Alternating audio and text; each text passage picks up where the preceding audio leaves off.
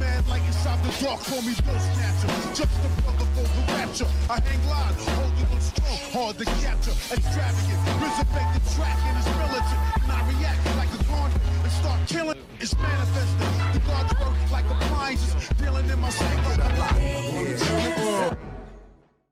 When it comes to Kekkei Genkai, sometimes I think fans don't realize just how many different ways Kekkei Genkai can be used and why nations will start entire conflicts over Kekkei Genkai. So what I want to do in today's installment of the Kekkei Genkai Handbook is I want to cover every lava release jutsu, just like I covered every rasengan jutsu previously, and I want to put some respect on the lava release Kekkei Genkai. So this will not be an explanation of lava release because I've already done an in-depth video breaking down the mechanics of the jutsu, which you can find in the said playlist, but rather this is going to be an analysis of the various lava release jutsu. So jumping right into it, we're going to start things off with a brand new lava release jutsu that was introduced via the Boruto manga. So during the Team 7 versus Boro battle, Boro used a jutsu called the lava release planet branding blast. Now, despite the name, this isn't a planet busting jutsu like something you would see like in Dragon Ball, for instance. This jutsu has the user do one or two things to perform the jutsu. They either shoot it out from their mouth like say lava release is normally done, or the more skilled shinobi like Boro are capable of making lava release jutsu from the very ground that they're fighting on. For perspective, there's only a small number of lava release users who can perform the Kekkei Genkai without shooting it out of their mouths. Naruto can do it, Dodai from the Cloud Village can do it, and Roshi the Four Tails Jinchuriki can do it. So Boro joins a very exclusive list here. An attack like this that can sprout up anywhere on the battlefield as you're fighting makes it harder to fight somebody like Boro if he's taking you on with true bloodlusted manner. Now, lava release glowing armor palm is a jutsu that Roshi the Four Tails can use by wrapping lava release around his fist and punching his opponent, limiting the jutsu to only being used in a short range taijutsu attack. However, the true beauty in this jutsu is that you don't need a direct hit for this to be very effective. Even if the attack misses, the immense heat that is generated from the jutsu alone can cause enough damage and it can produce burn marks on the actual enemy. It's not too unlike what we've seen with Naruto when he's used the frog kumite, where even when he misses the punch, the nature energy still lands on the attack. The method of fighting is also shown once again by Naruto in his battle with Toneri in Naruto the Last, where Naruto wrapped his Kyuubi chakra around his fist and in one shot he took out Toneri once he got serious. It's worth noting that in order to use his jutsu, Roshi does need to be in his lava release chakra mode. Now, speaking of the lava release chakra mode, it's not only my favorite lava release jutsu, but it's also the one with the biggest amount of wasted potential in terms of how it can be utilized. In order to use this jutsu, the user has to generate an enormous amount of lava release chakra, wrap it around their entire body, similar to how Naruto does with his Kyuubi chakra modes and how the 3rd and 4th Raikage will use their lightning chakra modes. Like the aforementioned jutsu, this jutsu comes with a huge benefit at the price of an enormous amount of chakra that the user's pumping out. The lava release chakra mode not only hits the enemy with enough force that it does enough damage, but also by coming into contact with it, the user gets burned by high-end lava temperatures, with lava getting as high as 2200 degrees Fahrenheit. Due to the user's body also being wrapped in lava release, it makes striking them pretty much a non-factor unless it's a long-range projectile jutsu or the person has balls of steel and they have an extremely high pain tolerance. Another interesting note is that this form also gets activated by producing just one of the tails from the four tails. While it's never confirmed, I would imagine that just as Naruto got more powerful with each tail that he produced, so too with the temperature of the lava release chakra mode. Now, this next one is probably going to be my favorite to discuss, and it's because there's a lot of information for this jutsu, and most importantly, it really highlights Kishimoto's quirks as a writer. The lava release lava monster jutsu is a jutsu that was used by the 5th mizukage. This jutsu is interesting both for the mechanics of the jutsu as well as the aforementioned symbolism that I haven't heard anyone bring up when they discuss lava release. So the jutsu itself is pretty simple in that she can create a flood of chakra inside of her body. As she releases the lava release, she can adjust the fluid coming out of her mouth in terms of size, shape, speed, and range, making this a very versatile jutsu. When it's a short-range jutsu, for instance, it's perfect for surprise attacks given how quickly it comes out, and for long-range attacks, she can make acid walls. In both cases, the lava is so hot that it melts everything that it touches, and it can create a smoke that can be used to cloud the vision of whoever she's fighting, which allows her to perform attacks while the enemy's eyes are adjusting. However, this is where the demented humor of Masashi Kishimoto is what makes this jutsu so interesting, and it's something that, again, nobody on YouTube has brought up yet. So this jutsu is another classic example of what you heard me say numerous times throughout the past, that Masashi Kishimoto, as a writer, typically likes to use kanji that has a double meaning. So when you look at the kanji, you get the words melting apparition, but this is double speak for both the Japanese yokai slash demon slash apparition, but the double speak is that it also refers to dissolution. So you might say, well, what's the big deal here? So the irony is that in this case, Kishimoto specifically gave this jutsu to a 31-year-old Mei who has been written as being a cake woman, a woman who is over the age of 25, desperate for a relationship with a man. Mei, when she first used this jutsu, she called him handsome, and Karin called her an old hag for hitting on Sasuke. To learn more about the cake woman trope in Naruto, I recommend watching a video I did breaking down how it's used in the Boruto manga with the new character Ada. That's a very in-depth video. I recommend watching that. Now, this is classic Masashi Kishimoto because as it does get to have doublespeak for a jutsu that has a kanji for apparition slash demon to a woman who is viewed as being unmarriageable in her own mind, and having her wipe away the remains of the jutsu off of her lips the way that certain adult actresses would. Well, never mind. If you know what I'm referring to, you probably need to clear your browsing data. The lava release floral mountain jutsu is another diverse jutsu that can be used a few different ways. When it's used, it makes a volcano that shoots off lava and molten rock that melts everything in its path. When Roshi is in his lava release chakra mode, he's able to make the jutsu even stronger, and it has the benefit of both being an offensive jutsu that can be used at any range at any distance, making it highly versatile, but it's also a jutsu that is used for defensive purposes that can keep the enemy from charging at you any further. Now, taking things a bit further, this is another Kishimoto penchant here. So previously we had the cake woman. Now we have the incorporation of mythology being incorporated into the series. So in the Chinese story, A Journey to the West, something that you're likely familiar with if you know anything about Dragon Ball, Sun Wukong was born at the mountain of the flowers and the fruits, and the mountain is located on an island that happens to have a volcano, which makes the usage of this jutsu being exclusive to Son Goku and whoever his Jinchuriki is so very appropriate. Now, speaking of Jinchuriki, you know how Jinchuriki are made from basically sealing a biju into the body of a human? Well, lava release also has a sealing jutsu. However, this one ain't for making a Jinchuriki. It's for holding the person in place and basically crushing them to death with molten hot lava. We first saw this being used in the Boruto movie novelization, and then later on in the Boruto manga when the current Tsuchikage used it to bind Kenshiki when she used her lava release on him after Sasuke hit Kenshiki with the Chidori. The jutsu is made from shooting lava release ash out of the mouth that quickly encases the target, and then once the target has had the chakra focused around them, it locks into the target altogether. Very similar to how this same Kage used a similar jutsu on Kabuto and Shippuden and encased Kabuto in Quicklime cement. This jutsu is really just used for support and for capturing a target long enough to keep them stationary. It's also pretty durable given that somebody as strong as Kenshiki, even though he was weakened, wasn't able to break free of it right away, with Kenshiki in the novel referring to himself as being on the verge of death between this jutsu, the effects of Sasuke's Chidori that was used prior, and Chojiro's poison and chakra blades. Up next, we have the lava release jutsu a lot of you guys are familiar with, which is the only lava release jutsu that Naruto's shown to be capable of using, which is the lava release Rasen Shuriken. In short, this jutsu is Naruto incorporating lava release chakra into his Rasen Shuriken. Now, we've seen Naruto use this jutsu a handful of times. He first used it when he fought against Madara and he split the God Tree. The second time he used it, Kaguya was being attacked by Naruto's shadow clones who were using Rasen Shurikens, using all of the Biju chakra. And then the third time, he used it to briefly cut off Delta's legs in their battle in the manga. Now, I personally love this jutsu because Naruto shows a high degree of skill that he has with chakra control and understanding all things chakra, because he incorporated lava release into a wind release jutsu simultaneously, which is to be expected because Naruto had Hagoromo's chakra and he had understanding of all things chakra related. Now, shifting gears a little bit, we also have the lava release exploding flames jutsu, which is another favorite of mine. So this one is only going to be familiar with you if you've read the Guard Heaton novel of Sandstorm Mirage. And for those of you guys who haven't, keep notifications turned on because I am going to be covering that novel in full. Now, this one is used by a shinobi that in that novel was hired to kill Guard and showed himself to be a pretty capable shinobi. So the user basically makes this giant ring of lava release that can be focused down and placed inside of a steel ball that gets fired off as a projectile. The compressed lava release is then able to create massive shockwaves that explode from within the steel ball that has been shot at the target. However, when it explodes, it creates a maelstrom of fire and lava release. Now, I don't have to tell you guys who saw Boruto's compression rasengan crack literal carbon armor and hold off Ishiki's chakra cubes. You guys know how much stronger jutsu get when chakra is used for jutsu and compressed down to an extreme state. Take Boruto's compression rasengan and then take that to an even further extreme and you have this jutsu here. Now, the lava release scorching rock jutsu is pretty simple, but it's highly effective. This jutsu is made by focusing lava release chakra in the mouth, and then after it's been built up, it shoots out and it's in a solid form of molten rock that can melt through whatever target it hits. And very similar to the fire style Phoenix Flower jutsu, it shoots off several attacks at once in a rapid succession, spewing off in all directions, which makes dodging this attack pretty damn hard because if you aren't extremely fast and if you aren't observant, you're going to get hit by it. Any ninja who can't dodge this is either going to have to pray to Lady 1010 or they're going to have to take the defensive approach and hope that they can cancel out the jutsu. Now, for the next few lava release jutsu, I'm not even going to cap to you. These aren't really that special. They were done by the character Dodai, the guy who served directly under the 3rd and 4th Raikage. His lava release jutsu is basically to take that jutsu, turn it into rubber, and when he uses it, he can use that rubber as an insulator to stop the Raikage's lightning release attacks, or he can use it to deflect attacks that are being fired. So you got this rubber ball jutsu that allows him to make a literal ball of rubber, and he can encase himself or his allies into it. These are pretty durable, and it can also be used for a support method in this manner because you're able to save your enemies from taking massive amounts of damage because of the advantage that rubber properties have, being able to absorb the impact from attacks. Now, Dodai isn't the only shinobi who's capable of using this jutsu either. Another ninja who appeared in the Sasuke Shinen Book of Sunrise novel, he can also use this jutsu. However, his version of the jutsu takes on a much darker color, likely due to the state of his chakra, and instead of it being used for defensive and support purposes, he can also use it for long-range jutsu, and depending on how much chakra he's pumping into it, these jutsu can actually do some damage. Now, it is worth noting, Karu is very different in the anime version of the story. In the anime, he's a bit of a pussy, whereas in the novel, he is weirdly obsessed with Sasuke to the point where he wants to kill him because he thinks that killing Sasuke can show the world that he's surpassed Sasuke, which this is Sasuke Uchiha, a ninja demigod. Good luck with that. However, hey, aim high. Who am I to tell you not to chase your dreams, right? Now, getting back to Dodai's lava release jutsu, he's also able to make rubber ropes that can basically use as support to fling your allies away from any type of danger. I suppose you could use these like whips, but keeping a buck with you, this jutsu's lame as hell. Now, Dodai can also make a rubber wall, and for this one, I'll give him credit. It's pretty impressive that he can make the jutsu either by shooting it out of his mouth or placing his hands on the ground, and the rubber wall can stop attacks and reinforce the earth release mud walls for an extra layer of protection. Finally, we got the lava release quicklime congealing jutsu. For this one, the user uses lava release to shoot off a huge amount of quicklime that can both severely damage the enemy but also bind their movements by quickly forming it into concrete. This is handy enough that it was used in an attempt to capture Kabuto, but as we all know, Kabuto was already 2 steps ahead when the jutsu was used, likely because out of all the jutsu that have been listed here, this jutsu requires the most amount of hand seals, so prior knowledge of this jutsu makes it really easy to estimate and guard against, especially if the user doesn't have an extremely fast hand seal speed to weave the rabbit, ox, dog, and snake hand seal, which is kind of why hand seal speed is very important. Now, that's going to be it for this video, and hopefully this showed you why exactly having a full mastery of your Kekkei Genkai is so important, and why 2 evenly matched shinobi can have a fight determined by which one has a Kekkei Genkai in most cases. Lava release is easily one of the most diverse Kekkei Genkai that we have in this series, but if you disagree, that's cool as well. However, for the next couple of videos, we're going to be looking at ice release as well as some of the Uchiha clan's unique Kekkei Genkai, and for one, we're going to be going pretty in depth beyond just the Uchiha clan having shiny red eyes that happen to change patterns. However, that's me it for my video. Thanks for watching. Have an awesome day, guys.